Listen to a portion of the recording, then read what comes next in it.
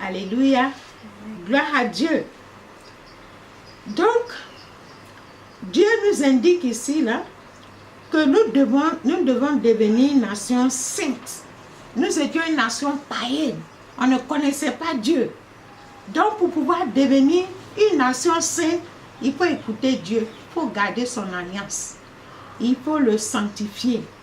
Nous devenons des objets sacrés, nous devenons des personnes sacrées parce que Dieu nous appelle une nation sainte.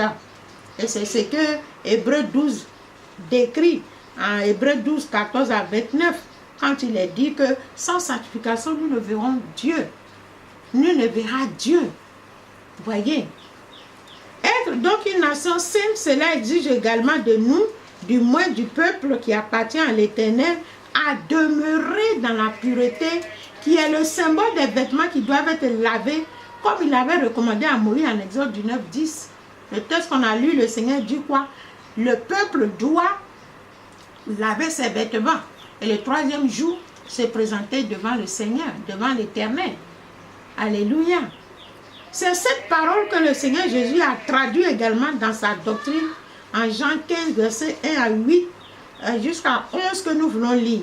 Donc, ce que nous sommes en train de faire, tout en révélant la doctrine du Père, nous faisons en même temps la comparaison avec la doctrine de notre Seigneur Jésus. Puisque quelqu'un qui dit, ma doctrine est la doctrine du Père, mais comment nous on peut savoir que la doctrine du Père est la doctrine du Seigneur ou la doctrine du Seigneur Jésus est la doctrine du Père?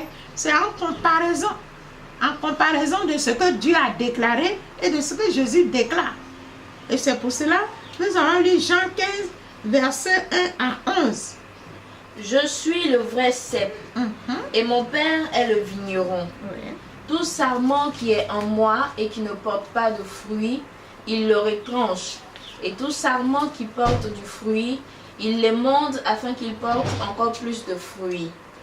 Déjà, vous êtes purs à cause de la parole que je vous ai annoncée.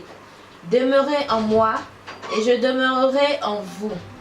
Comme le sarment ne peut de lui-même porter du fruit s'il ne demeure attaché au cep. Ainsi, vous ne le pouvez non plus si vous ne demeurez en moi. Pardonnez, après sortez maintenant par derrière. Merci. On reprend la lecture. Bon, ça peut aller. Ça peut aller? Oui. Ça n'a pas enregistré tout Non, le non. mouvement qu'on a fait là. Bon, d'accord, vas-y, reprends.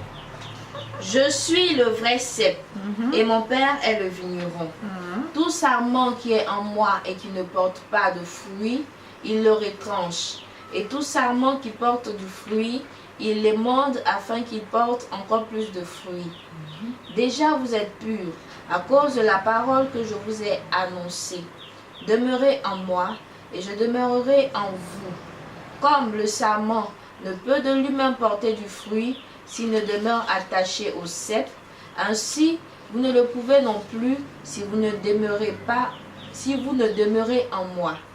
Je suis le cep, vous êtes les sarments. Celui qui demeure en moi et en qui je demeure porte beaucoup de fruits, car sans moi vous ne pouvez rien faire. Si quelqu'un ne demeure pas en moi, il est jeté dehors comme le sarment et il sèche, puis on ramasse les sarments, on les jette au feu et ils brûlent. Si vous demeurez en moi et que mes paroles demeurent en vous, demandez ce que vous voudrez et cela vous sera accordé. Si vous portez beaucoup de fruits, c'est ainsi que mon Père sera glorifié et que vous serez mes disciples.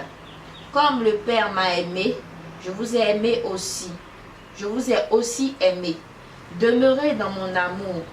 Si vous gardez mes commandements, vous demeurerez dans mon amour, de même que j'ai gardé les commandements de mon Père et que je demeure dans son amour.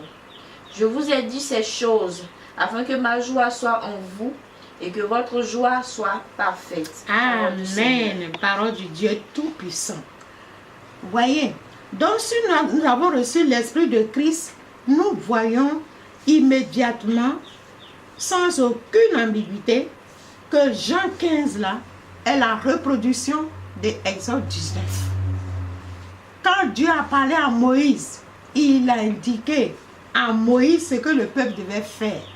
Et Moïse allait dire, Dieu dit, va leur transmettre cela. Et Moïse allait transmettre la volonté du Père au peuple. Et le peuple a répondu que nous ferons ce que le Père a demandé. Et le Père a dit maintenant, si vous, puisque vous acceptez ce que je vous commande de faire, alors sanctifiez-vous, lavez vos vêtements. Et le 3e jour, je vais me présenter à vous. Alléluia. Même les sacrificateurs, Dieu a demandé qu'ils se sanctifient aussi. Gloire à Dieu. Et c'est la même parole que le Seigneur reprend ici, dans un autre langage, si on peut s'exprimer ainsi, quand il dit, je suis le vrai cep et mon Père est le vigneron. Tout sarment qui est à moi et qui ne porte pas de fruits, il le retranche. Et tout sarment qui porte du fruit, il le monde. Ça veut dire il les sanctifie encore, il le purifie encore. Afin qu'il porte encore plus de fruits. Ça veut dire qu'il devienne encore plus obéissant, plus soumis. Alléluia. Déjà vous êtes purs à cause de la parole que je vous ai annoncée. La grâce est là pour tout le monde. Tout le monde a entendu la parole de Dieu. Tout le monde dit prier Jésus. Mais ça ne suffit pas de prier Jésus seulement. Il faut obéir. Le peuple a dit qu'on va obéir. Mais on a vu que dans la suite, ce peuple, cet ancien peuple, ce premier peuple-là, n'a pas obéi entièrement à la parole de Dieu. Et nous avons vu les conséquences. Quand nous avons introduit ce thème, le temple que Salomon avait construit, Salomon a fait une longue prière. Dieu a dit, d'accord, je reçois ta prière, je t'exauce. Mais si vous ne gardez pas mes commandements, ce temple-là va être détruit. Et vous serez la honte. La honte sera sur vous. Et c'est ce que le Seigneur a appelé l'abomination. Voyez, parce que le peuple n'est pas demeuré dans la parole de Dieu. Et le Seigneur Jésus vient, il nous redit les mêmes choses. Il dit, demeurez en moi et je demeurerai en vous. Comme le sarment ne peut de lui-même porter du fruit s'il ne demeure attaché au cep. Ainsi vous ne pouvez non plus si vous ne demeurez en moi. On ne peut pas prétendre servir Dieu et puis nous-mêmes inventer nos doctrines. Inventer nous-mêmes ce qu'on veut faire. Même si on parle de Jésus. C'est pourquoi j'avais situé le contexte de ce message. Pourquoi parler de la doctrine de notre Seigneur Jésus? L'Église est dans une désolation, dans une confusion totale. Nous devons donc revenir à la parole de Dieu. Et c'est ce que le Seigneur dit au verset 10. Il dit, si vous gardez mes commandements, vous demeurerez dans mon amour, de même que j'ai gardé les commandements de mon Père et que je demeure dans son amour. Je vous dis ces choses afin que ma joie soit en vous et que votre joie soit parfaite.